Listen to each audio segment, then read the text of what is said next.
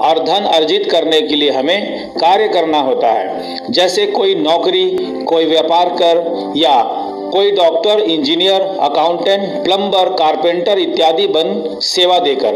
वह धन हम बाजार में खर्च कर अपने परिवार के लिए उपयोगी उत्पाद खरीदते हैं और बाजार हमें परंपरागत व्यवस्था से उत्पाद की उपलब्धता कराता है। सीधी बिक्री के सिद्धांत को समझने से पहले हमें परंपरागत व्यवसाय व्यवस्था को समझना होगा। इस सिद्धांत में जब किसी उत्पाद को बनाने की योजना बनाई जाती है तभी उसमें होने वाले खर्च और लाभ की गणना कर ली जाती है और फिर उत्पाद को कारखाने में तैयार किया जाता है। उत्पाद को बाजार में उतारने से पहले ही उसका प्रचार प्रसार किसी बड़े स्टार के द्वारा कराया जाता है। फिर उत्पाद को बाजार में परंपरागत वितरण व्यवस्था जैसे CNF agent, distributor, wholesaler, retailer के माध्यम से ग्राहक तक पहुंचाने की व्यवस्था की जाती है। इस व्यवस्था में ग्राहक किसी उत्पाद को 100 रुपए में खरीद करता है तो उस उत्पाद को बनाने में लाभ के साथ 50 रुपए की लागत आती है और 50 रुपए वितरण व्यवस्था और प्रचार प्रसार पर खर्च होता है।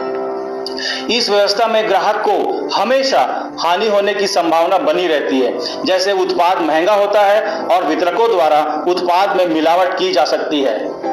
वहीं दूसरी तरफ डायरेक्ट सेल में उत्पाद को कारखाने पर क्वालिटी कंट्रोल के साथ तैयार करने के बाद सीधी बिक्री के सिद्धांत द्वारा ग्राहकों तक स्वयं की वितरण व्यवस्था से पहुंचा दिया जाता है। इस व्यवस्था में लगभग 50% धन बचा लिया जाता है और उस धन को प्रत्येक लाभकर्ता को योजना अनुसार वितरित कर दिया जाता है। इस व्यवस्था के कई लाभ होते हैं, जैसे 1.